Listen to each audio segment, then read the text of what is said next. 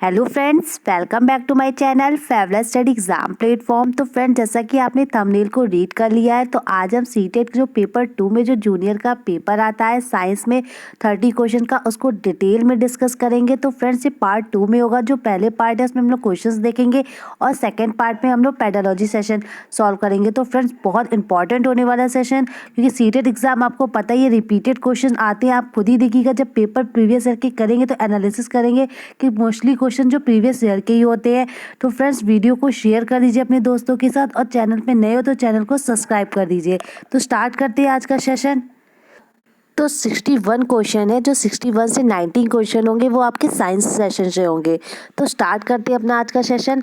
तो लिखा हुआ है, पहला क्वेश्चन समझते हैं। Study the following statement about the excretory system, मतलब उत्सर्जन तंत्र के बारे में क्या सही है वो आपको बताना है। तो उसमें 4 स्टेटमेंट दे रखे, तो बताना है कौन सा स्टेटमेंट सही क्रम में है।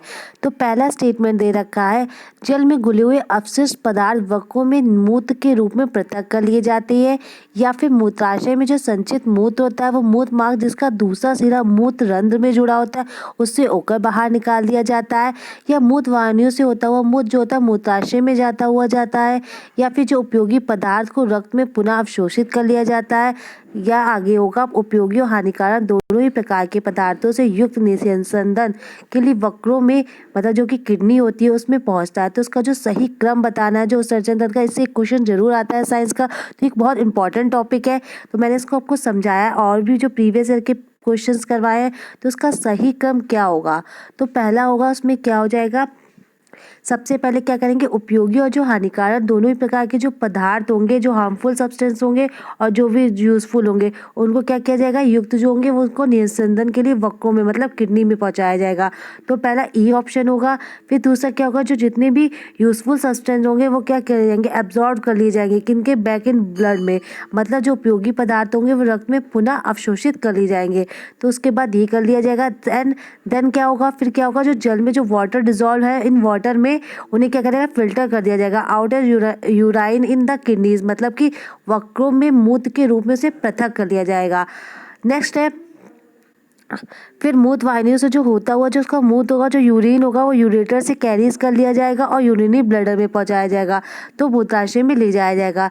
एंड नेक्स्ट यूराइन क्या कर दिया जाएगा, वह स्टोर कर दिया जाएगा किसमें, यूरेनियम में, मूत्र जिसका दूसरा सिरा मूत्र रंध्र से जुड़ा होता है उससे होकर बाहर निकाल दिया जाता है। तो इसका सही हो जाएगा ई, डी, ए और सी, बी। तो सेकंड ऑप्शन सही हो जाएगा, इसका क्रम है। आगे नेक्स्ट क्वेश्चन देखते हैं। क्वेश्चन नंबर 2 दे रखा है 62 अमीबा के बारे में। तो लिखा हुआ है, अमीबा में पादाब किसकी सहायता से क्या सहायता करती है। जो अमीबा में पादाब होते हैं, वैसे देखा होगा अमीबा में ऐसा होता है, लेकिन जब वो चलता है जब उसका, तो उसका आकार कैसा हो जाता है, तो उसका आकार ऐसे हो जाता है। एक सेकेंड, ऐसे ऐसे ऐसे तो टेढ़ा मेढ़ा हो जाता है, ऐसे ऐसे उसका आकार होता है। तो जो इसका ये आकार है, यही इसका जो पादाब होता है। तो क्या करता है, ये इसको गति देता है, इसको मूवमेंट देता है, और क्या करता है, फूड को कैप्चर करने में भी इसकी हेल्प करता है। जो इसका ये स्ट्रक्चर होता है, आपको पता ही होगा अमीबा जो होता है वो एक कोशिकीय होता है। तो उसका जो सही आंसर है, किसमें सहायता करता है, गति देने में और भोजन पकड़ने में, मतलब कैप्चर करता है फूड को। नेक्स्ट लिखा हुआ है, below are given some organism, क्या दे रखा है, तो कुछ दे रखे हैं, इसमें बताना है कि इनको वर्गीकृत करना, कौन परजीवी होते हैं। तो मैं जैसा कि आपको बता दूं, जो परजीवी क्या होते हैं, तो परजीवी वही होते हैं जो दूसरों पे निर्भर होते हैं, दूसरों को मतलब नुकसान पहुंचा के अपना खाना पीना करते हैं। तो उसमें जो नीचे कुछ जीव दिए गए, आपको बताना है कौन कौन से जो है वो परजीवी होंगे। तो परजीवी में पैरासाइट्स होते हैं, इसको बोलते हैं इंग्लिश में, यीस्ट होंगे, या फिर खटमल मतलब बेड बग्स कहते हैं इंग्लिश में, जोक, लीचेस, और या फिर अमरबेल, या फिर एल्गी मतलब शैवाल, या फिर लाइस जू होता है, मशरूम छत्रक भी बोलते हैं, और लाइकेन। तो कौन सा जो हो जाएगा, उसमें बताना है कि आपको पैरासाइट्स है। तो ऑप्शन बताइए कौन सा सही हो जाएगा। तो जो इसका राइट आंसर हो जाएगा, क्या हो जाएगा, एफ भी हो जाएगा, जो कि जू हो जाएगा, जो हमारा पैरासाइट हो जाता है। दूसरा हो जाएगा बी ऑप्शन, क्या है, खटमल जो भी पैरासाइट है। सी, जोक भी हो जाएगा, और डी कौन सा है, अमरबेल। जो आपको पता है अमरबेल एक के शाखा के रूप में होता है, जो एक पेड़ के ऊपर अपनी जो बेल बनाता चलता है। आगे नेक्स्ट क्वेश्चन दे रखा है। क्वेश्चन नंबर 64 आपको कॉलम ए में क्या साइंटिस्ट के नेम दे रखे हैं और जो दूसरे में क्या दे रखी है उसकी डिस्कवरीज दे रखी है। तो उसको ध्यान से नोट डाउन भी कर लीजिएगा और याद भी कर लीजिएगा, काफ़ी इंपॉर्टेंट है। तो पहला अलेक्जेंडर फ्लेमिंग, तो उन्होंने किसकी खोज की थी, तो जो आपको पता ही है पेनिसिलिन की थी, काफ़ी बार क्वेश्चन आया है। एडवर्ड जेनर, जो कि ऐसे अलग से भी क्वेश्चन बनता है, इसने किसकी की खोज की थी, स्मॉल पॉक्स वैक्सीन मतलब चेचक के टीके की थी।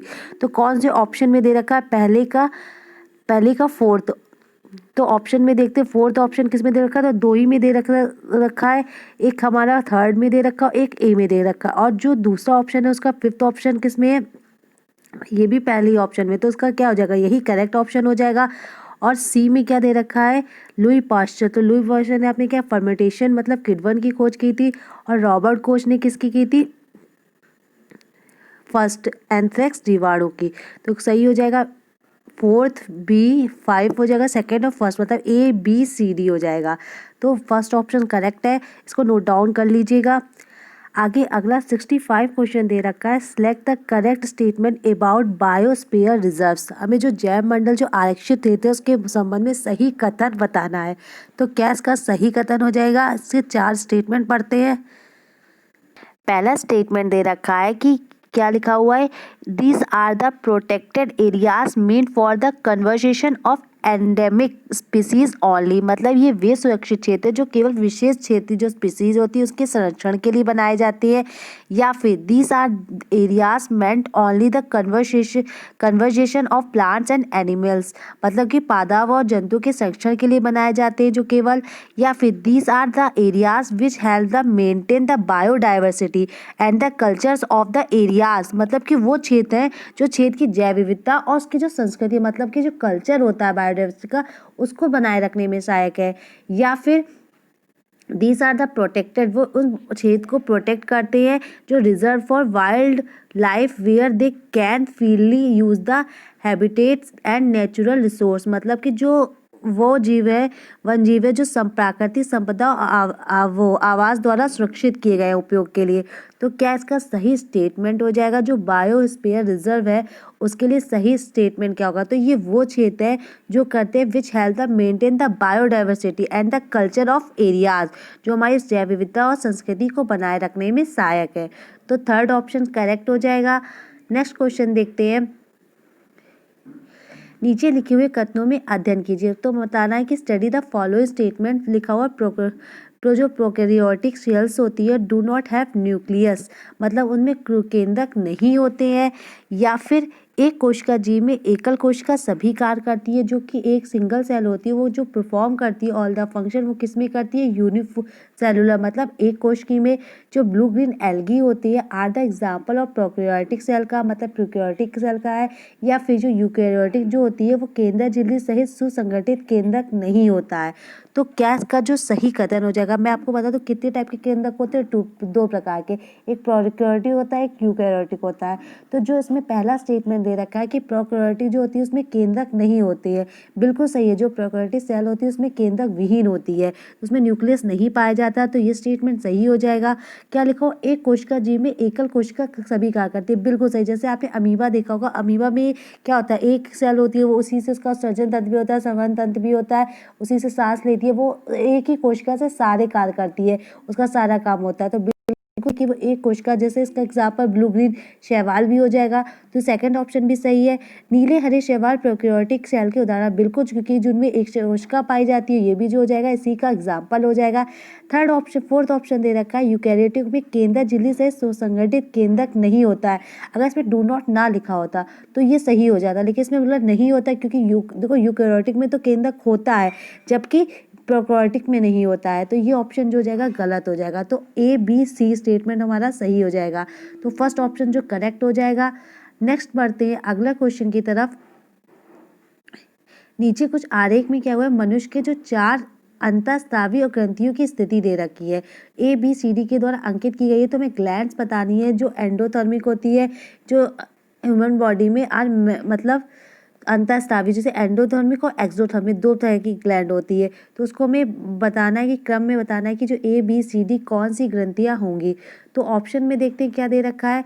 तो पहला ए में बताना है, तो ए में हमारे यहाँ पे जो ये ग्रंथि होती है कौन सी होती है, ये प्यूटरी मतलब इसको पीयूष ग्रंथि भी कहते हैं, तो ये हो जाएगी। और जो गले की जो साइड में होती है कौन सी हो जाएगी, ये तुम्हारी थायराइड, जो हमारे घेंगा रोग में होता है थायरॉक्सिन, तो यही थायरॉक्सिन हार्मोन निकालती है, तो ये बी हो जाएगा। सी जो आपको पता है किडनी के जस्ट ऊपर जो होती है कौन सी ग्रंथि होती है, एड्रिनल, जो हमारे क्या करती है हमारे गुस्से वुस्से को कंट्रोल में करती है, तो ये हो जाएगी सी, जो हो जाएगी किडनी के ऊपर होती है।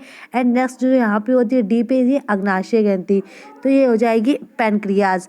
तो ये हो जाएगा ए बी सी डी, तो पहला ही ऑप्शन सही हो जाएगा। नेक्स्ट बढ़ते अगले क्वेश्चन की तरफ। अगला क्वेश्चन दे रखा है 68, लिखा हुआ a rectangle container given below is filled with the liquid heavier than water. Option दे रखा है, क्या लिखा हुआ है, जो द्रव दाब दे रखा है उसके बारे में बताना है। तो कौन सा आयताकार, तो एक आप सुनिए कि आयताकार पात्र है, उसमें जल से क्या हुआ, द्रव भरा हुआ है, तो कौन सा, तो आपको मैं बता दूं, जैसे जैसे जो जो पात्र होगा उसमें जो द्रव होगा वो नीचे नीचे जा जाएगा, उसका प्रेशर जो बढ़ता जाएगा, तो सबसे ज़्यादा प्रेशर किसका हो जाएगा, तो ए पर जो प्रेशर जो होगा सबसे ज़्यादा जो सबसे नीचे होगा, तो ए जो सी का जो होगा प्रेशर ज़्यादा होगा अकॉर्डिंग टू बी, फिर नेक्स्ट बी का होगा, फिर देन ए का होगा, तो सी का ज़्यादा होगा बी से, बी का ज़्यादा होगा ए से, तो ये जो द्रव भरा है तो उसमें फोर्थ ऑप्शन सही हो जाएगा। नेक्स्ट बढ़ते हैं अगले क्वेश्चन की तरफ। Light the falling on the surface S1 and S2 and S3 are given below, तो ये सरफेस एरिया दे रखा है लाइट का, उसमें पूछा गया आपतन कोण और परावर्तन कोण के बराबर में कौन सा सही, कौन कौन से है जो बराबर है। तो एक चीज़ बता दूं, जो क्या होता है जब स्ट्रेट लाइन पे जो आती है लाइन जो आती है स्ट्रेट लाइन पे, तो जो उसका जो कोण होता है वो भी मतलब बराबर ही बनता है, तो जिस एंगल पे मिलता है तो वो भी उधर उसी एंगल में मिलेगा। लेकिन जब वो स्ट्रेट लाइन नहीं होती, कर्व में ऐसे होती है, तो क्या होगा, यहाँ पे पहले ऐसे होगा तो फिर दूसरी लाइन इधर बनेगी, दूसरा एंगल ऊपर बनेगा, ये ऐसे हुआ ये ऐसे हुआ, तो वो तिरछा बनेगा, मतलब उसका जो कोण वो सही नहीं होगा। लेकिन जो इसमें क्या पूछा गया, जो पृष्ठों पे प्रकाश गिर रहा है उसमें आपतन कोण परावर्तन कोण के बराबर में कौन से है, तो सभी जो तीनों के जो पृष्ठ होंगे वो तीनों ही क्या होंगे, बराबर, जो एंगल होगा वो बराबर ही होगा। तो तीनों जो पृष्ठ होंगे, जो जब उस पर कोई भी जब लाइट फॉल की जाएगी, जब वो स्कैटर्ड होंगे तो वो तीनों जो पृष्ठ के जो होंगे वो बराबर ही होंगे, तो थर्ड ऑप्शन फोर्थ ऑप्शन सही हो जाएगा। 70 क्वेश्चन दे रखा है, एक सेकेंड, लिखा हुआ है नीचे लिखे दिए गए मानव नेत्र के अनुसार ए बी सी डी द्वारा अंकित भागों का नामांकन किस प्रकार किया गया, तो मार्क करनी है, तो बताना है कौन से ए बी सी डी के बारे में आपको बताना है। तो आंसर कीजिए फटाफट से, क्या हो जाएगा इसका राइट आंसर, आंसर को समझ लीजिए, ये रहा आपको आंसर दिख रहा है पूरा, तो आंसर कीजिए।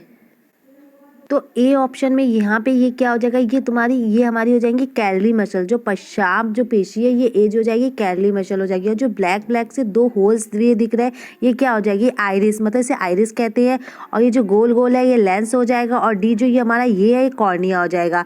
तो कौन सा नामांकन सही हो जाएगा, fourth option calorie muscle, iris, lens और कॉर्निया, तो फोर्थ ऑप्शन करेक्ट हो जाएगा। अगला बढ़ते हैं 71 क्वेश्चन की तरफ। मानव नेत्र के रेटिना पे बने किसी वस्तु के प्रतिबिंब का जो प्रभाव होता है, ह्यूमन आई जो होता है उसका इमेज जो बनती है persist on the retina of human eye for about, मतलब लगभग कितने समय तक वो बना रहता है, जो उसका प्रभाव होता है जो रेटिना पे 1 सेकेंड, आधा सेकेंड, 1/15 सेकेंड या 1/25 सेकेंड, तो इसका क्या राइट आंसर हो जाएगा, जो आपको पता है ये काफ़ी बार है, तो जो रेटिना पे कितना 1/16 सेकेंड में बनता है, तो जिसको अप्रॉक्स कितना हो जाएगा 115 हो जाएगा, तो थर्ड ऑप्शन करेक्ट हो जाएगा। 72 क्वेश्चन की तरफ चलते हैं। नीचे दिए गए कथनों में से हमें अध्ययन करना है, तो बताना है कि शुष्क परिस्थितियों में बीजों का अंकुरण नहीं होता है, बिल्कुल सही। जब हमारे में जब हम लोग बीजों का अंकुरण तभी होगा ना जब उसमें मतलब पानी होगा, जब हमारी खेतों में फील्ड्स में होगा तभी तो वो होगा, तब बीजों का अंकुरण तभी तो होगा, तो ये ऑप्शन बिल्कुल स्टेटमेंट सही है। दूसरा स्टेटमेंट दे रखा है पोषकों का पादपों के विभिन्न भागों में स्थानांतरण घुली हुई अवस्था में ही होता है, बिल्कुल सही है, ये भी स्टेटमेंट सही है। विभिन्न समय अंतरालों में फसलों को जल की आपूर्ति में मृदा के गठन में सुधार होता है, बिल्कुल। जो सप्लाई जो करा जाता है वाटर का क्रॉप्स में वो डिफरेंट इंटरवल्स में इम्प्रूव होता है, the texture of the soil, तो बिल्कुल सही है। अगला दे रखा है जो the supply of water to crops make the soil porous due to which exchange of gases become easy. जो फसलों की जो जल की आपूर्ति में जो मृदा जो संरंध्र बनती है जिसके कारण गैसों का विनिमय आदान प्रदान होता है। या फिर लिखा हुआ डी ई ऑप्शन, जल फसलों के पाले शीत और गर्म वायु दोनों से रक्षा करते हैं। तो सी ऑप्शन भी सही है, डी ऑप्शन गलत हो जाएगा। और जो जल फसलों की जो पाले और जो से होती है इससे रक्षा करती है, ये भी सही हो जाएगा। तो ए बी सी और ई स्टेटमेंट सही है। तो ए बी और ई, सॉरी सी बी गलत हो जाएगा। तो ए बी ई और स्टेटमेंट सही है। तो कौन सा ऑप्शन दे रखा है, फोर्थ ऑप्शन सही हो जाएगा। आगे नेक्स्ट बढ़ते हैं। 72 क्वेश्चन क्या दे रखा है, study the following statement study करने को बोला गया है। तो लिखा हुआ chromosomes are located in the nucleus, मतलब जो केंद्रिका में स्थित होते हैं। तो गलत, जो क्रोमोसोम केंद्रिका में नहीं, केंद्रक में, न्यूक्लियस में होते हैं। तो ये स्टेटमेंट गलत हो जाएगा।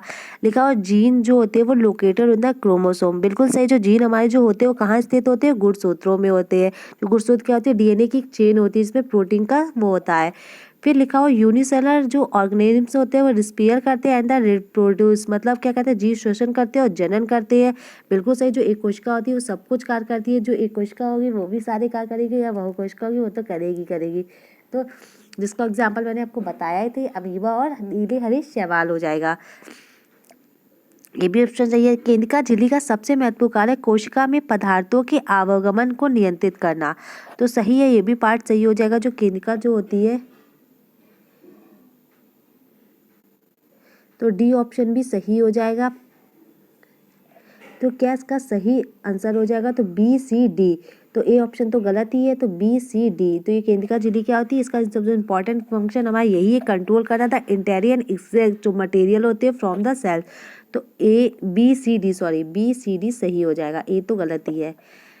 74 क्वेश्चन दे रखा है, चिकित्सा के क्षेत्र में समस्याओं के अनुसंधान के लिए उपयोग किए जाने वाले पराश्रव ध्वनि उपकरणों के कार्य करने की जो आवृत्ति होती है, जो अल्ट्रासाउंड होती है, उनका जो क्या होता है कार्य बताना है। जो 3 प्रकार की होती है, जो 20 हर्ट्ज से कम होती है, और फिर जो दूसरी होती है क्या होती है, 20 हर्ट्ज से 20,000, जो हम मानव लोग सुनते हैं। जो मानव की कितनी होती है, 20 हर्ट्ज से 20,000 हर्ट्ज तक। और जो पराश्रव ध्वनि की क्या होती है, आवृत्ति फ्रिक्वेंसी कितनी होती है, 20,000 हर्ट्ज से जो अधिक होती है, मैक्स एबव होती है, वो पराश्रव तरंगे होती है, मतलब अल्ट्रासाउंड।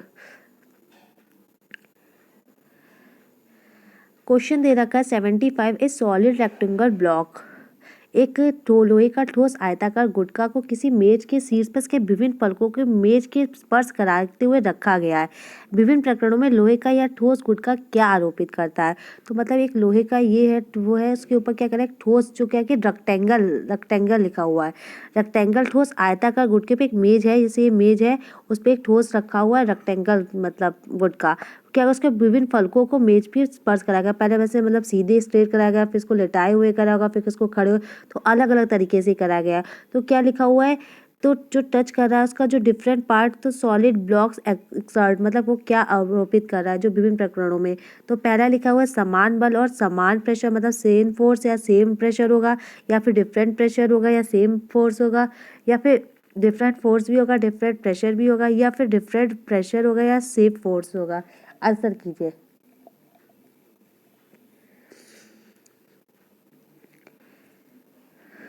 तो जो टेबल है, मैंने आपको बताया, टेबल पे जो रेक्टेंगल टाइप में रखा हुआ है कोई भी, तो आप देखिए, जब इधर इसमें देखिए, अगर आपने ज़्यादा इस छेद है तो उसमें क्या होगा, फोर्स जो होगा कम लगेगा।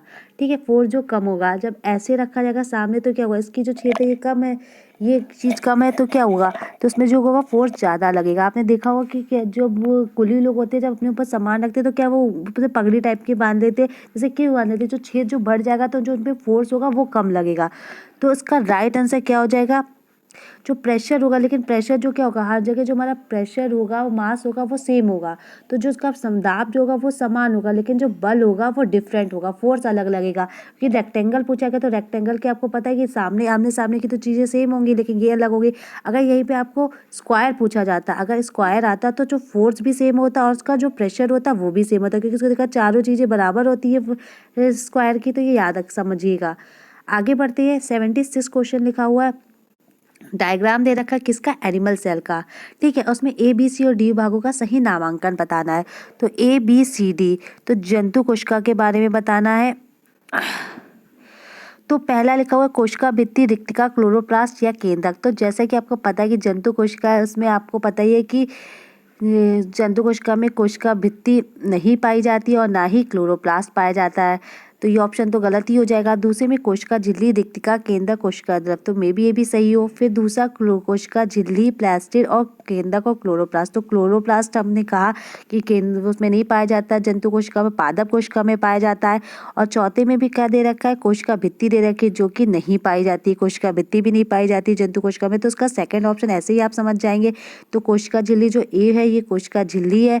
दूसरा क्या है, रिक्तिका, ये जो आपको दिख रहा है बी ऑप्शन, ये जो गोल गोल गोल गोल दिख रहे हैं रिक्तिका हो जाएगी। केंद्र क्या है, जो बीच में आपको दिख रहा है गोल गोल पार्ट, और जो ये जो उसके अंदर जो चारों ओर भरा है कोशिका झिल्ली के अंदर, ये क्या हो जाएगा, कोशिका द्रव हो जाएगा।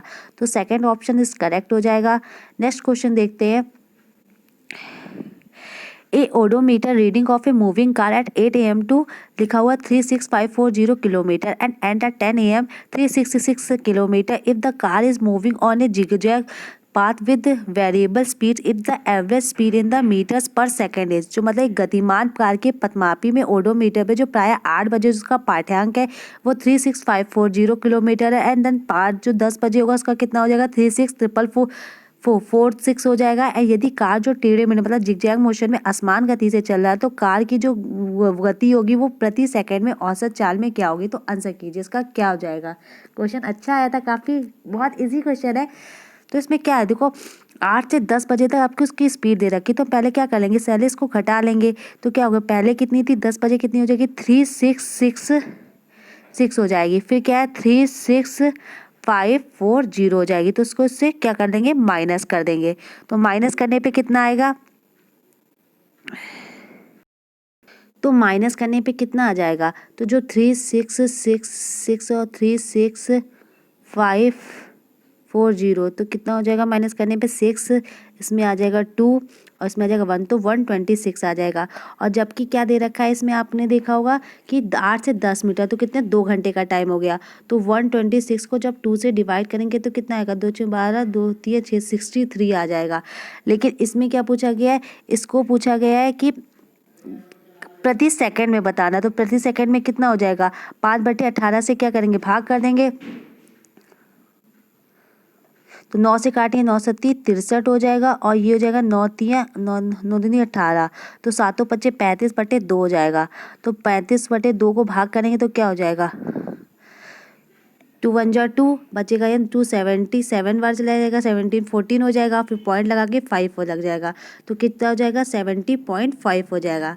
तो क्लियर हुआ होगा, अगर कोई भी डाउट हो तो मुझे पूछ ही लीजिएगा कमेंट बॉक्स में। नेक्स्ट 78 क्वेश्चन दे रखा है, a boy has a thick paste of turmeric, मतलब कि जो हल्दी का गाढ़ा पेस्ट है। मैंने ये आपको पहले भी क्वेश्चन पढ़ाया है, प्रीवियस ईयर वाले में आया है, ये बार बार क्वेश्चन मैंने कहा ना रिपीट होते हैं, तो आपका ये क्वेश्चन गलत नहीं होना चाहिए।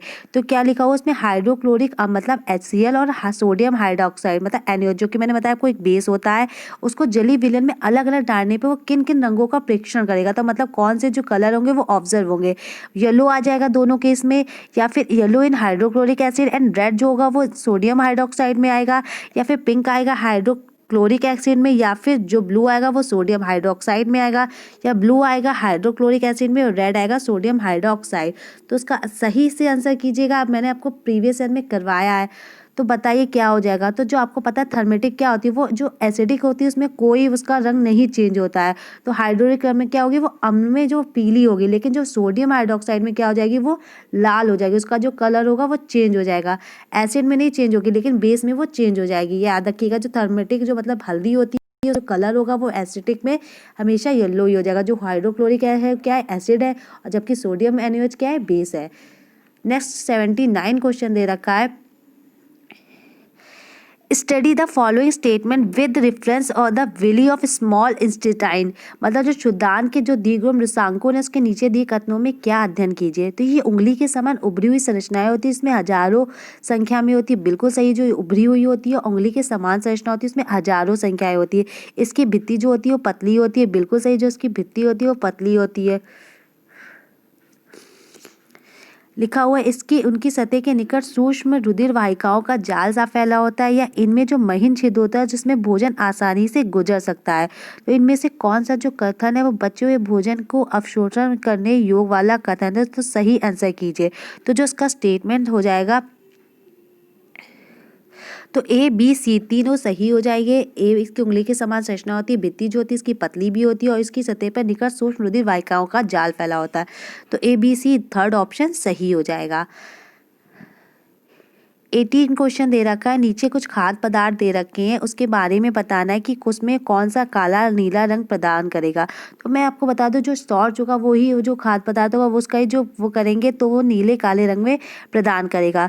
तो उबला जो बॉयल्ड है और मस्टर्ड जो ऑयल है, मैश्ड ऑयल पोटैटो का बिल्कुल सही, जो उबले होंगे और पिसे आलू होंगे उसमें पक्का ही आपका वो क्या कहते हैं स्टार्च होगा, तो ये क्या नीला हला काला रंग देगा। उबले हुए चबाए हुए चावल, तो उबले चावल है तो मंड होगा, लेकिन चबाए चावल में नहीं होगा क्योंकि वो बाद में क्या हो जाएगा शकरा में परिवर्तित हो जाएगा जो मंड होगा।